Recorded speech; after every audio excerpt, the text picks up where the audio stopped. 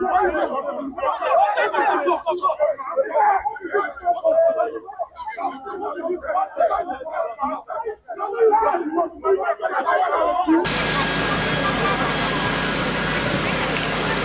truck was actually coming from Ring Road.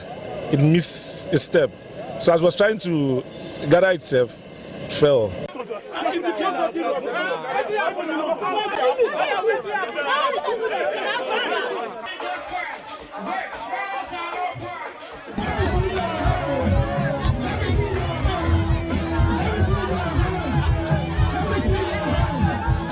What we are witnessing these days, it is something we can no longer understand.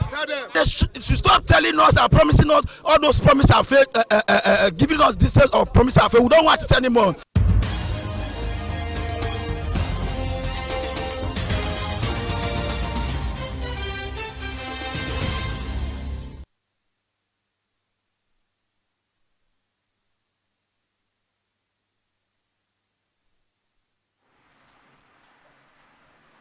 Good evening and thank you for joining us on BTV Major News at 6. My name is Zainab Mohammed, and now the news in details. Members of All Progressive Congress APC in Owan West Local Government Council have reaffirmed their trust and support for the leadership style of High Chief Lucky Ohaima, aka Tarek's Come Rain or Sunshine, as they passed as votes of implicit confidence in him as the leader of the party in the local government area. The declaration was made during the Christmas and end-of-year party held in Sabogida Ora headquarters of Owan West Local Government Area of Edo State. BTV News Best Orator has details. APC 2027 is possible. 2027 is possible. APC.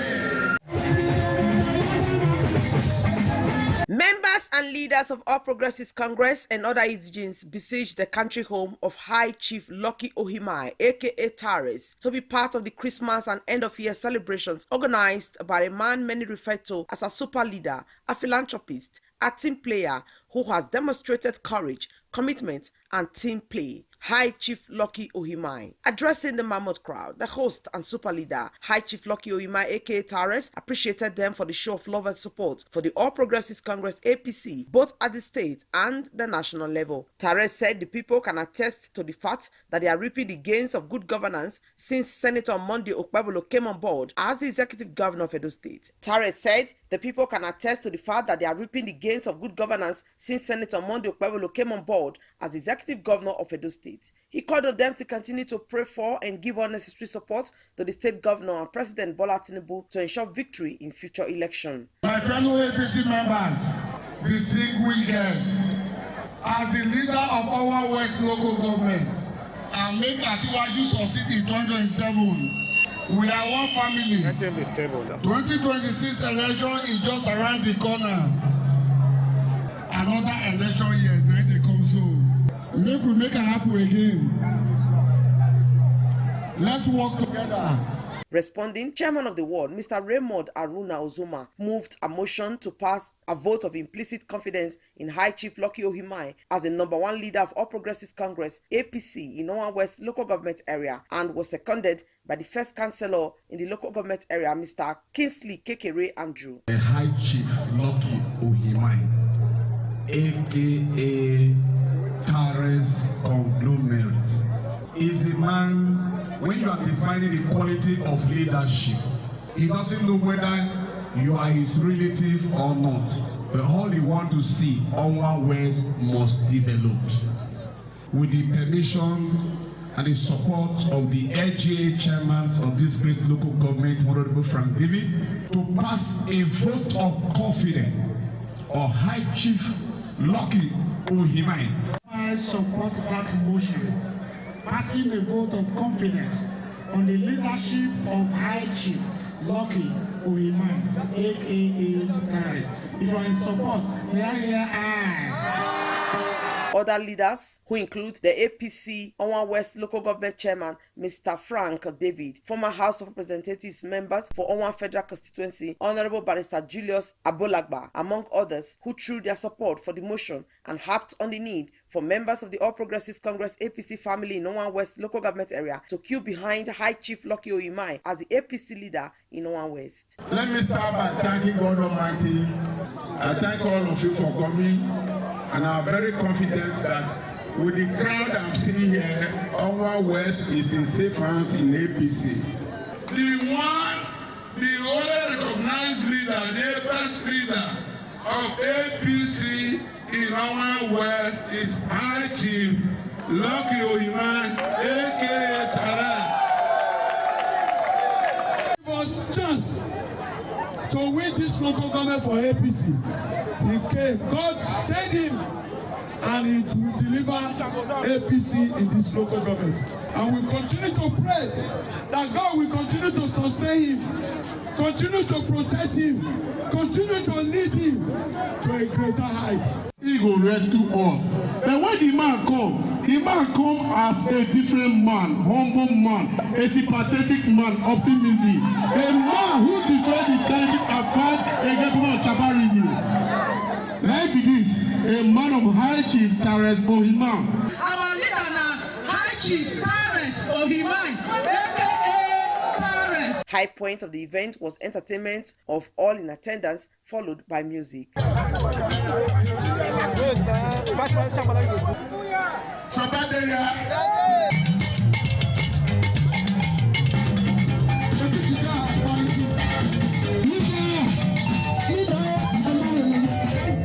High Chief Lucky Ohimai, popularly known as Tares, who is the Chief Executive Officer of Tares Conglomerate, is the youth coordinator for President Bola Ahmed Tinubu's 2027 re-election campaign in Edo State. From the state to the national level, Ohimai is recognized for his significant grassroots influence and ability to mobilize young people across diverse communities in the state. Best Orator reporting for BTV News.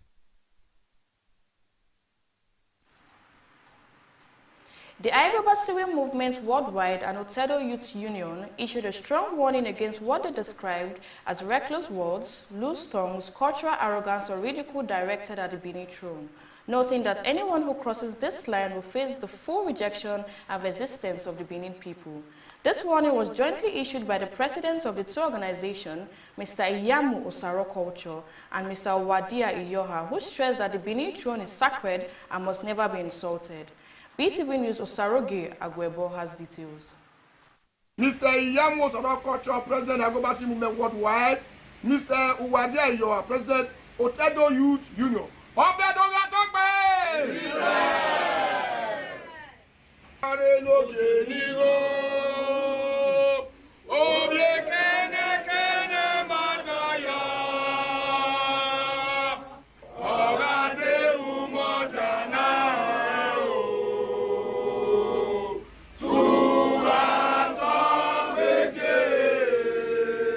The president of Aigoba Civil Movement Worldwide, Mr. Iyamu Osaro Culture, and president of Otedo Youth Union, Mr. Wadia Iyoha, stated that without apology or fear that the great Benin throne is sacred and must never be insulted. According to them, in Benin land, anyone who insults their parents is seen as acting in madness. Such behavior, they said, is neither debated, excused, or tolerated, but rejected outrightly by the people. They stress that the same cultural laws applies without exception to anyone who opens their mouths to insult or ridicule the great Benin throne. Mr. Osaro Culture and Mr. Wadia Iyoha emphasized that their position is not about politics or making noise, but about heritage, ancestry, and identity. Edo Youth, press release.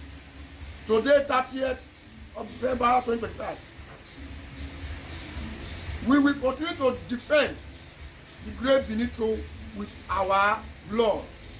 Dear Edo people, we the full soldiers of the great Benin kingdom wishes to state this without apology or fear, that the great Benin throne is sacred and must never be insulted by anybody. In Benin land, anyone who insults their parents is seen as acting in madness, like what Obaseki, Abad, Pedro are doing in Benin Kingdom. Such behavior is not debated, no excuse or tolerated. It is rejected utterly by us and the people of the great Benin Kingdom. They further noted that the Benin people do not wait for permission, formal or informal, to condemn disrespect against what is holy to them. They describe any insult to the Benin throne as sacrilege and a direct disrespect to the people, the ancestors, and the land itself. To anyone who opens their mouth to insult or ridicule the great Benin throne, this is not politics, this is not noise.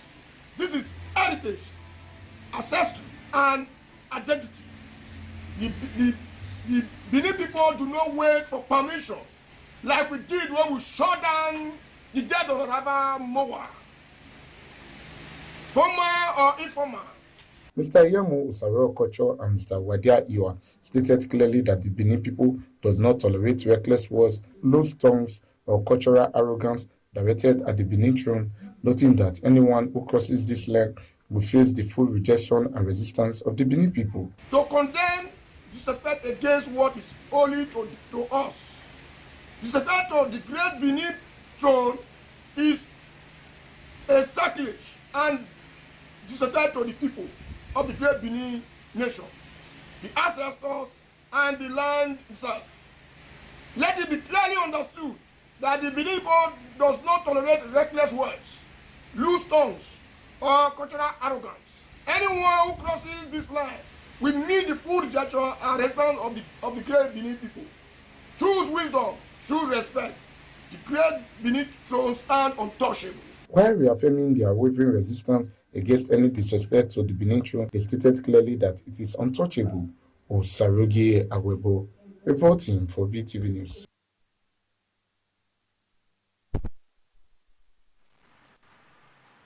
The acting chairman of Ipobaoka Local Government Council, Honorable Eric Sino Osawaru, has sworn in 4 newly appointed supervisory councillors to oversee key departments within the council.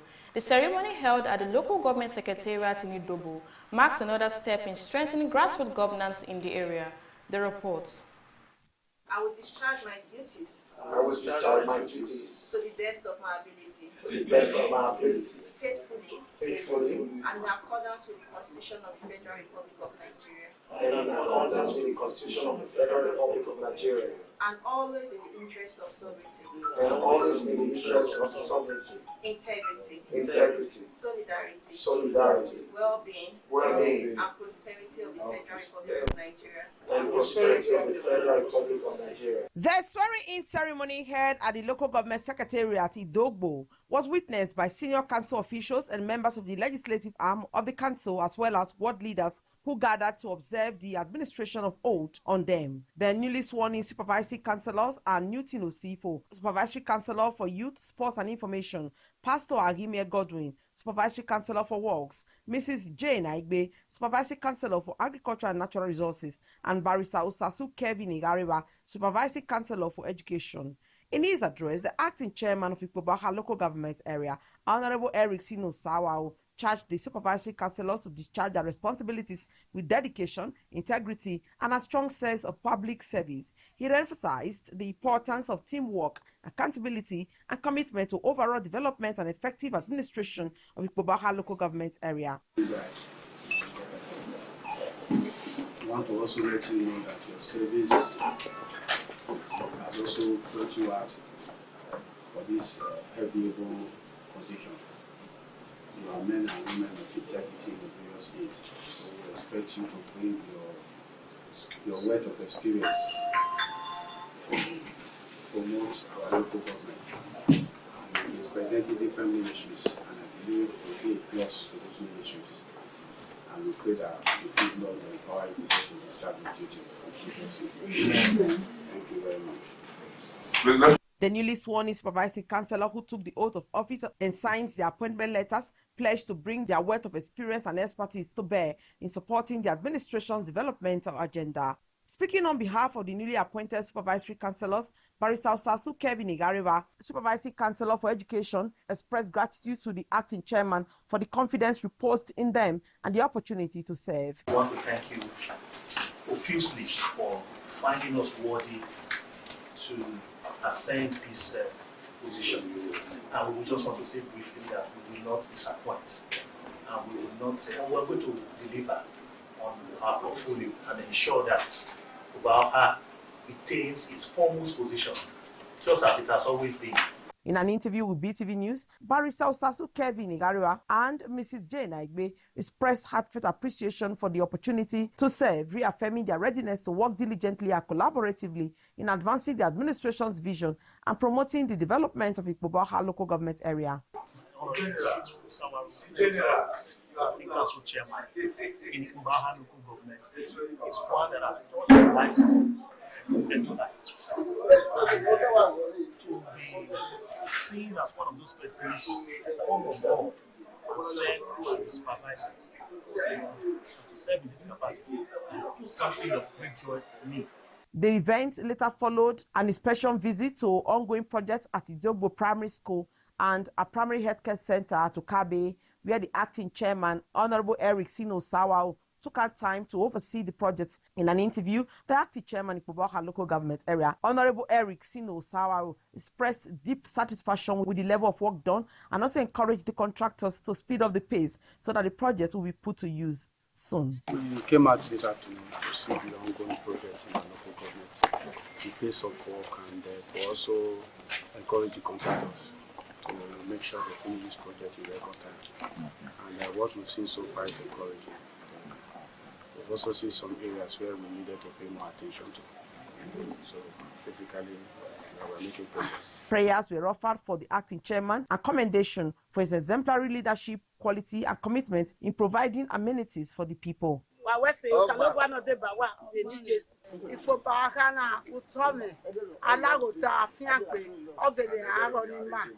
Best Orator reporting for Beetv News.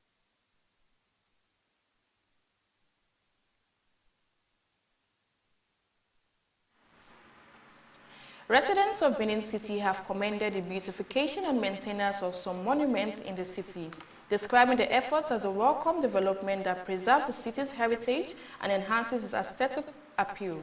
Beetv News Osaroge Agwebo reports that the residents urge the government to extend the beautification and maintenance beyond Oreado local government area to other local government areas in the state, towards ensuring a wider impact on the city's environment and heritage sites. The report. Several monuments in Benin City, once neglected and surrounded by refuse, have received a major facelift through the maintenance and environmental beautification. The initiative has revitalized these heritage sites, enhancing their appearance and making the areas more attractive. Residents describe the effort as a welcome improvement that preserves the city's heritage and boosts its aesthetic appeal. Fine. Okay. It's good looking. We hope to see this next time. It's okay. It's okay. It beautifies the whole place. While the beautification of the monument appears to be focused in Oreado local government area due to the effort of the Oreado local government administration, residents urge other local government chairmen to emulate Oreado. So you're saying to like Ikpobaha, Ego, and other places? To maintain it. Benin is tourism. It's a thing that must be done.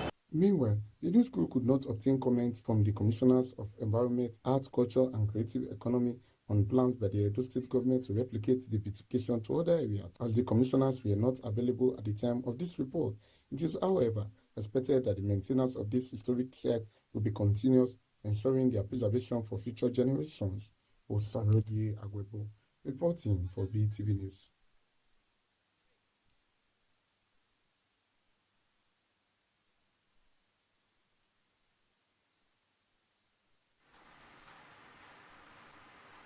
We'll be going on a short break. Do well to stay with us.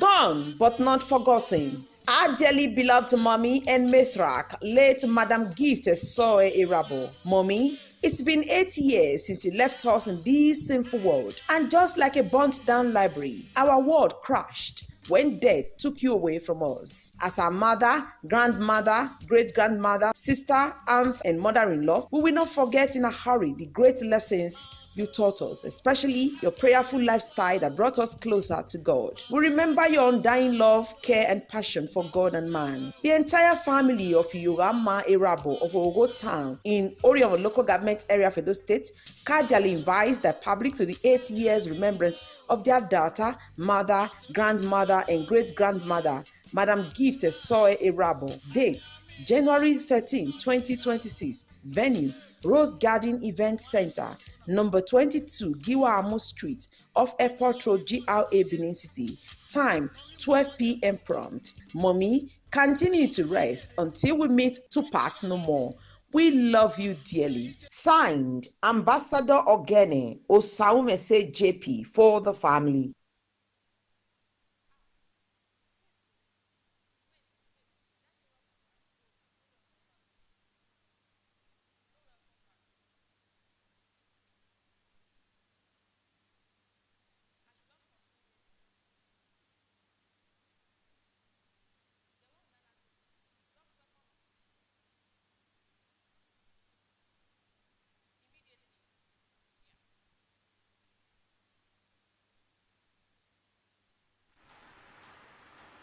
Welcome back. Amid the intense traffic gridlock experienced on major roads during the festive period, some road users have appealed to the Edo State government to urgently repair faulty traffic lights across Benin City, noting that it will significantly ease congestions. Beetv News Osaroge Agwebo reports.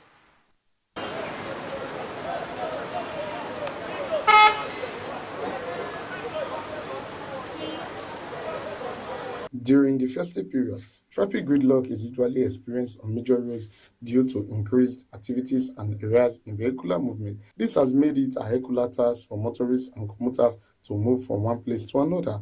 Despite the efforts of uniformed personnel such as the police, Federal Road Safety Corps, and the Edo State Traffic Management Agency (ESMA) to ensure there is free flow of movement, road users believe these measures are not sufficient to address the traffic congestion. They urge the government to repair several non-functional traffic lights at major junctions, noting that when the 40 lights are fixed and functional, it will significantly ease congestion. It's not too much congested this period because we see ESMA, we see road safety, the other people that wear blue jacket.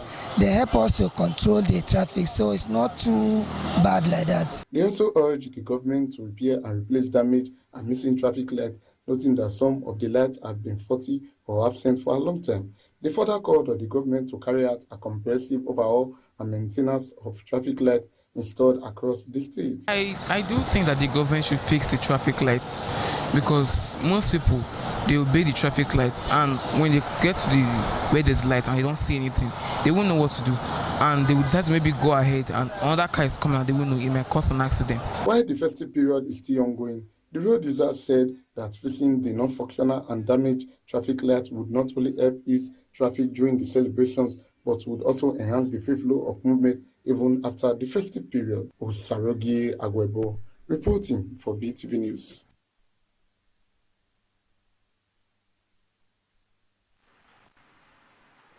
As the year 2025 gradually comes to an end, residents across Edo State have taken time to reflect on governance, developmental strides, and areas requiring developmental urgent attention as the state prepares for the year 2026. Beetv News Temitope Oluwafemi reports. A visit to major markets across the city reveals a slight increase in activities as residents purchase basic food items for small family meals. However, several shoppers express concerns over the high cost of goods, noting that rising prices have forced them to carefully adjust their budgets. Despite the economic situation, some residents who spoke with Beetv News said the new year remains a period of gratitude and reflection. They maintain that although they may not be able to celebrate as lavishly as in previous years, they are determined to mark the season with contentment and hope.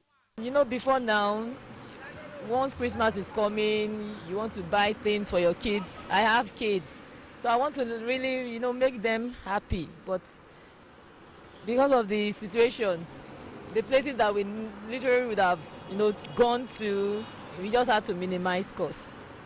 So indoors for now. So when God says, there will be an uplift. we can go wherever we want to go, even if it is outside Nigeria. Especially this, before now we were having cashless season. Till date, I tell you, it is still on. It is still on. The cash is still scarce.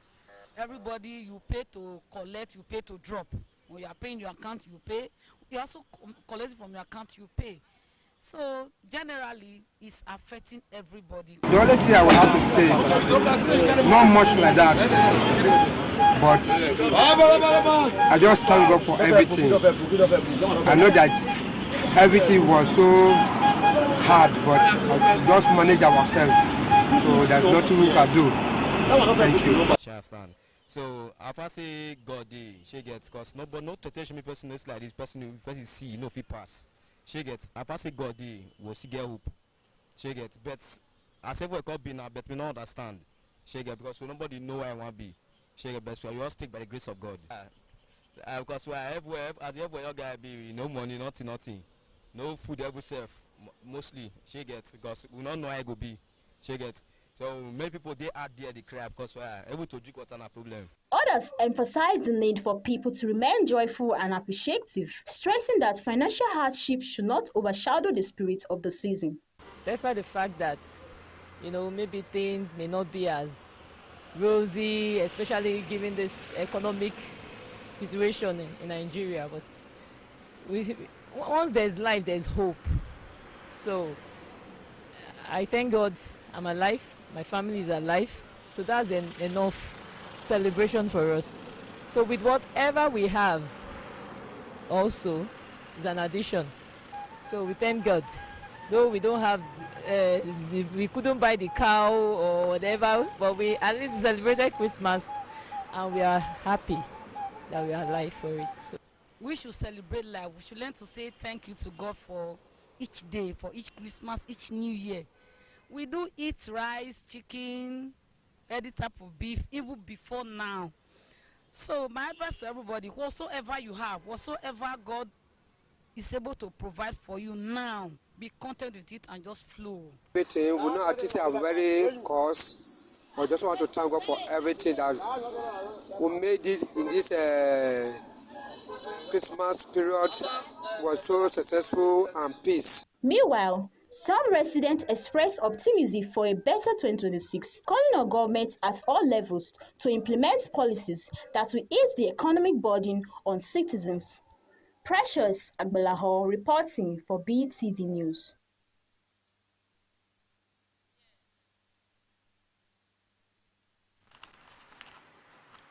President Bola Tinubu has sympathized with world heavyweight boxing champion Anthony Joshua following the fatal road accident in which the boxer was involved on Monday along the Lagos-Ibadan Expressway. The accident, which occurred on the busy highway, claimed the lives of 2 persons, while Joshua sustained injuries and is currently receiving medical attention. In a statement reacting to the incident, President Tinubu conveyed his condolences to Joshua and the families of the victims, describing the development as a tragic loss. He added that the incident had cast a shadow over the season, noting the emotional burden it placed on the boxer and his family. The president also praised Joshua's contributions to sports and his representation of Nigeria on the global stage.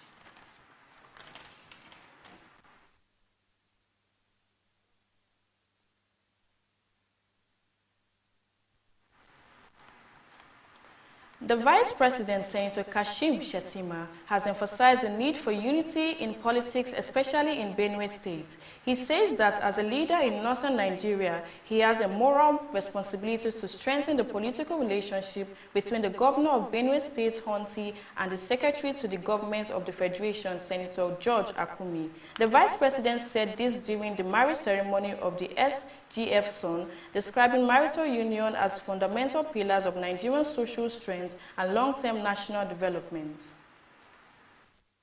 Our son working at the federal government and the leadership up there of the federal government. So it is something to celebrate. And when they visit the states, they become part of us. And then it even becomes easier for us to interact, to engage, even when need arises. The VP decided not to use his speech, but it decided to speak off the script, and so it was very spontaneous, and again he spoke from the bottom of his heart. I think he said quite a lot, and I think it also sinks into our mind. We have to internalize and realize what he has said. There's a big future for Benue State. Working together, the sky is the limit. I want to thank the President, of course the VP, and of course our Chief Host.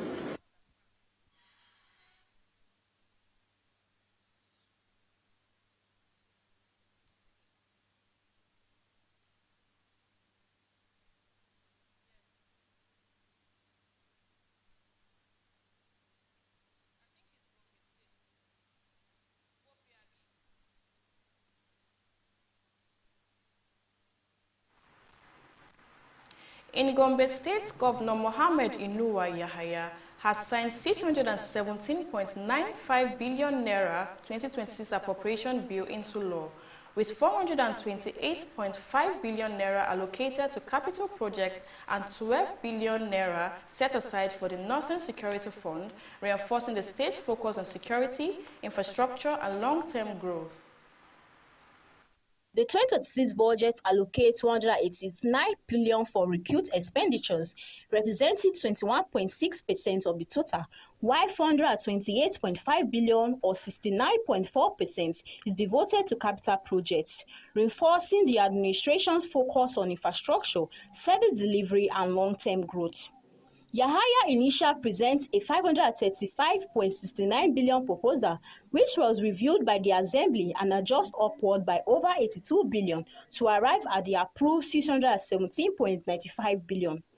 The Speaker of the Gombe State House of Assembly explained that regardless of political divide, lawmakers are committed to putting the interest of the people foremost in every decision making. Reform-driven initiatives of this your purposeful administration, which is quietly transforming the states to a model of transparent governance and indeed good governance. The growth of internally generated revenue of Gombe State has accelerated over the past 5 years, supported by a sharp increase in federal allocation. The governor considered this an opportunity to stimulate economic growth, improve public service delivery, and quality infrastructure. I want to assure you that we shall still do more. Apparently, this government will go as a watching government. We started with work, we'll end with work. But so be it, because the expression demands that we have to work and work, so that we see our people through the challenges of life. Key component of the budget is the allocation of 12 billion for the Northern Security Fund, equating to 1 billion per month, in line with resolutions from the Northern State governors. Forum 8 at addressing regional insecurity. Precious Agbolaho reporting for Beetv News.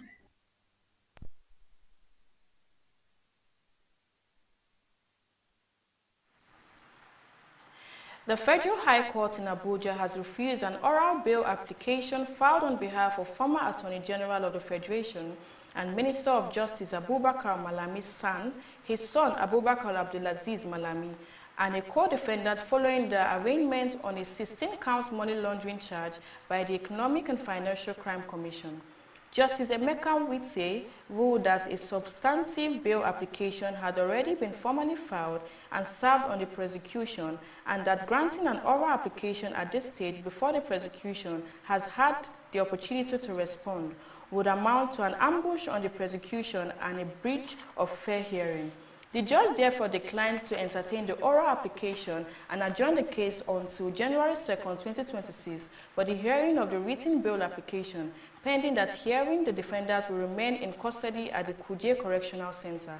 Earlier on Tuesday, Malami, his son, and an associate, Haja Bashiru Ashabi, had appeared before Justice Wate, pleaded not guilty to all counts of the money laundering charge, and entered their formal plea.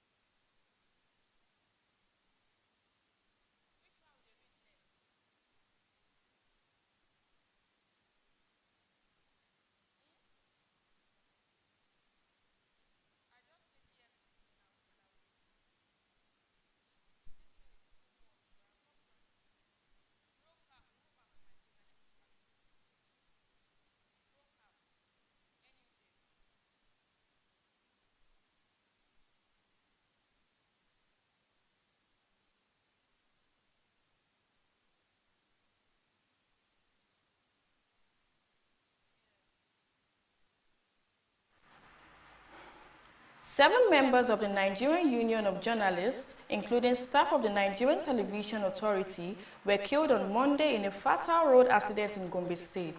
The victims were traveling back to Gombe from Yola, Adamawa State, where they had attended a wedding ceremony when the NUJ bus conveying them reportedly suffered a burst tire around Kumo in Akko local government area. Eyewitness accounts indicated that the bus tire caused the vehicle to lose control, veer off the road, and collide with other vehicles, resulting in multiple fatalities at the scene. Those confirmed dead include Manu Haruna Kwame, manager, Zara Umar, manager, Isa Editor, Musa Tabra, a retired manager.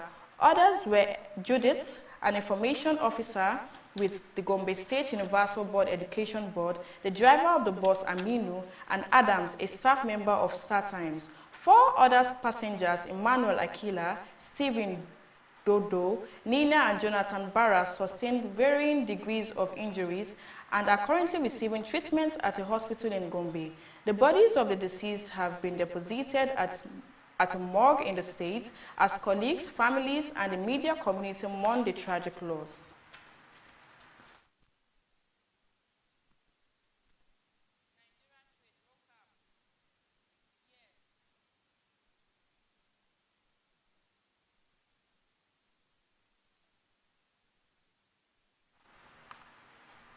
Nigeria's maritime sector recorded a major boost in 2025, with international trade value rising above 5.8 trillion naira, signaling improved export performance and increased port efficiency.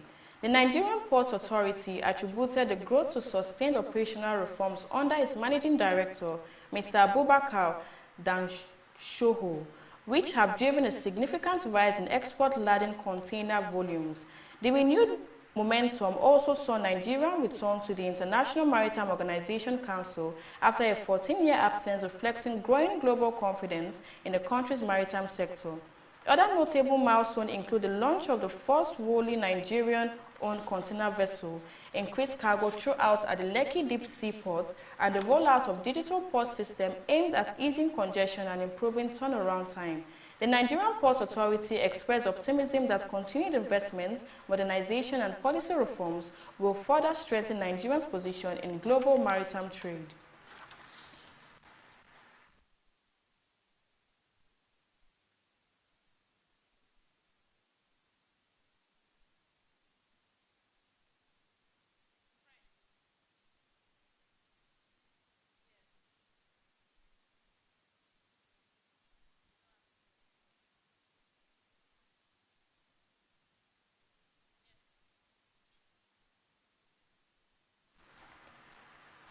French film legend Brigitte Bardot, who died on Sunday at the age of 91, will be buried in a cemetery by the sea in the French Riviera resort of Saint-Tropez, local authorities said Monday. The announcement brings the final chapter to a life that made Bardot one of the most recognized figures in global cinema and animal rights activism, the report. Bardot, whose rise to fame in the 1950s and 1960s transformed her into an international sign icon and symbol of liberated femininity, passed away on December 28 at her home in Saint-Tropez, according to local authorities and media reports. The cause of death has not been publicly disclosed. A funeral service will be held on January 7th at 10 o'clock GMT at the Notre Dame de l'Assomption Church in Saint-Tropez, the municipality said. Plans call for a private burial in the nearby cemetery overlooking the sea, followed by a private tribute at Pres des Prechots in La Ponche, the historic old quarter of the former fishing village where locals and visitors alike can pay their respect. The burial will be held in the strictest privacy, but a tribute open to locals and fans will take place, the statement said. Bardot's association with Saint-Tropez spanned decades. After starring in film shots in and around the region, most famously in And God Created Woman, she made the coastal town her permanent home, living mostly out of the public eye at her villa La Madrigue with her husband Bernard and a large menagerie of rescue animals that reflected her lifelong devotion to animal welfare. For much of her later life, she lived exclusively behind high walls, tending to cats, dogs, and horses, while leading her Brigitte Bardot Foundation, a charity she founded in 1986 that became a major voice in global animal rights campaigning. Residents, many of whom saw her regularly walking her dogs along the beaches of St. Tropez, expressed sorrow at her passing. She was lovely, there's no other word, said Philippe Vlomer, a local who said he had known Bardot for 30 years. Yes, we will really miss her. He recounted fondly how he once helped her when she fell into the water with her dog. France President Emmanuel Macron paid tribute to Bardot's cultural impact, saying she embodied a life of freedom and described her as a legend of the century whose presence moved generations of French and international audience. Despite her celebrity and widespread admiration for her animal rights activism, Bardot's later years were also marked by controversial political views and repeated legal issues tied to remarks critics called intolerant. Yet her place in cinematic history remained undisputed, with a body of work continuing to be studied as part of the evolution of post-war film and French popular culture. Local officials noted that Bardot had once expressed a wish to be laid to rest in her own garden at La Madrague, a request that could not be fulfilled because authorities did not receive the required formal request for such an interment. As St. Tropez prepares to honor her life one last time, tributes from fans, film institutions, and cultural commentators are also expected to pour in, marking the end of an era for one of France's most enduring and iconic figures. Evelyn Isibli reporting for Beetv News.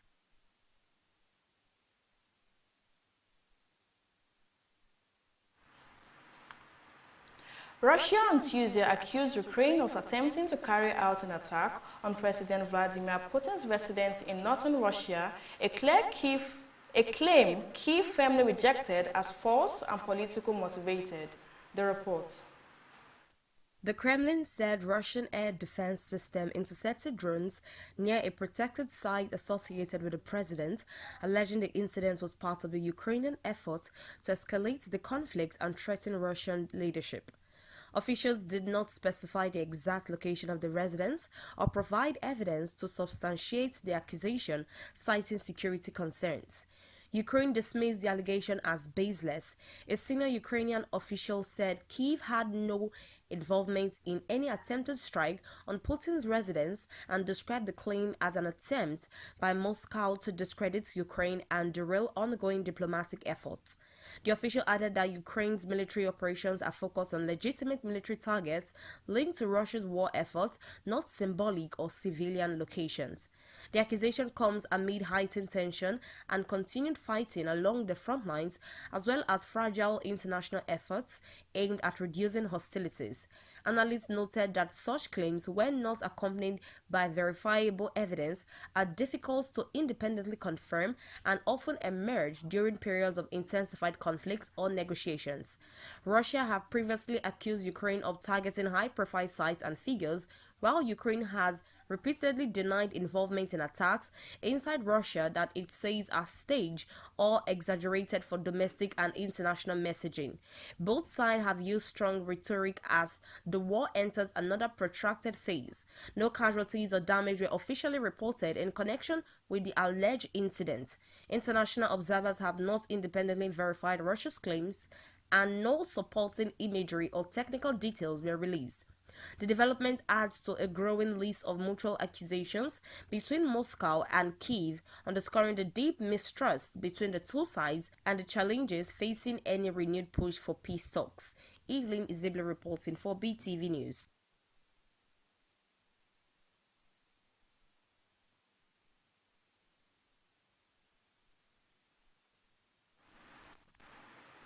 Now to the world of business. The national electricity grid collapsed on Monday after major power plants lost generation as the federal government intensified efforts to restore the system. The report. Observations showed that the grid went down around 2 p.m., plunging many Nigerians into darkness. Power generation had peaked at about 4,800 megawatts earlier on Monday before crashing to 139 MW as of 3 p.m., according to data obtained by Newsman.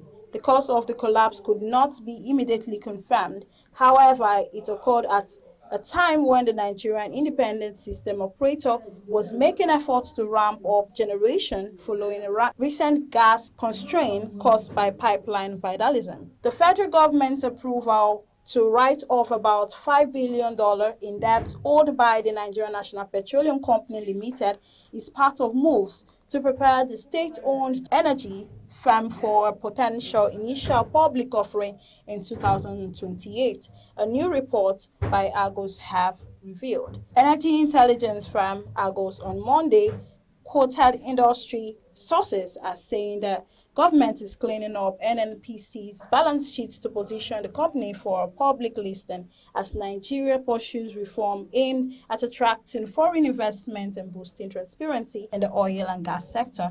The presidency confirmed on Monday that President Bola Tinubu had approved the write-off of NNPC dollar-denominated debt totaling $1.42 billion, alongside local currency liabilities amounting to 5.57 trillion naira, bringing the total cleared obligations to about $5 billion at current exchange rates. The federal government has firmly rejected claims by the chairman and chief executive officer of Air Peace, Alain Onyema, that Nigerians' new tax regime will cripple the aviation industry and trigger a sharp rise in airfares. In response to Onyema's comments during a Sunday interview, the chairman of the Presidential Committee on Fiscal Policy and Tax Reforms, Taiwo Oyedele, on Monday said the claims were misleading and did not reflect the substance of the reform schedule to take off from January 1st, 2026.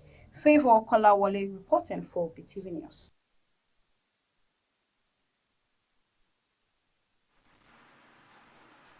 Nollywood superstar and filmmaker Toyin Abraham Ajayemi is celebrating a record-breaking performance for her latest cinematic release of Asabi Aunty. And also, Beyoncé has been declared a billionaire by Forbes, making her the 5th musician to join its list of the world's wealthiest people. The report. Taking to Instagram, the actress revealed that the movie has grossed a staggering $382,897,436 naira in just 11 days, marking her fastest ever climb to such a high box office figure. Toyin expressed deep appreciation to her fan base, known as the Toyin Titans, for their overwhelming support, which has surpassed the performance of her previous blockbusters. She encouraged more Nigerians to visit the cinemas during the holiday season, describing the film as an impactful narrative that resonates with the audience. Nigerian comedian and filmmaker Ayo Makun, popularly known as AY, has voiced strong criticism of the Nigerian government following the tragic car accident involving boxing champion Anthony Joshua on the Lagos-Ibadan Expressway. The crash, which occurred on Monday, claimed the lives of 2 of Joshua's associates when their Lexus SUV collided with a stationary truck. While Joshua survived with minor injuries, AY expressed deep frustration over the state of the nation's infrastructure. In a heartfelt post on Instagram, AY highlighted the irony of a national hero returning home only to be met with tragedy due to systemic negligence. Beyoncé has been declared a billionaire by Forbes, making her the 5th musician to join its list of the world's wealthiest people. The American star has joined an elite group of musicians with 10-figure fortunes, Forbes reports, including Taylor Swift, Rihanna, Bruce Springsteen, and her husband Jay-Z, who the Business magazine lists as having a net worth of $2.5 billion.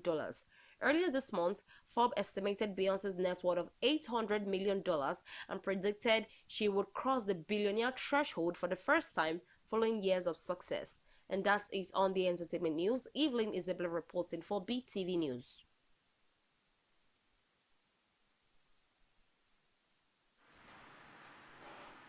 Lazio manager Maurizio Sarri has undergone a minor heart operation after being diagnosed with atrial fibrillation, a condition that affects the heart's rhythm.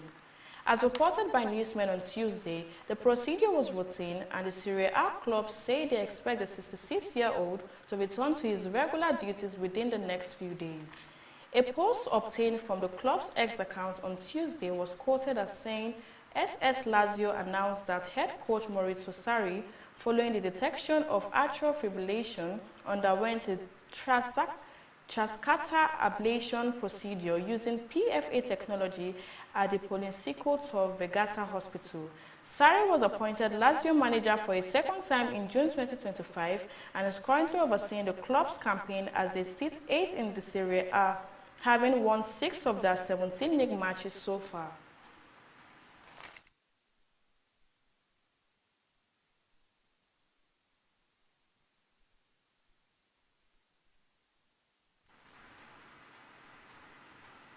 Thank you for staying with us on BTV Major News at 6. My name remains Zainab Mohammed. Do have a lovely night.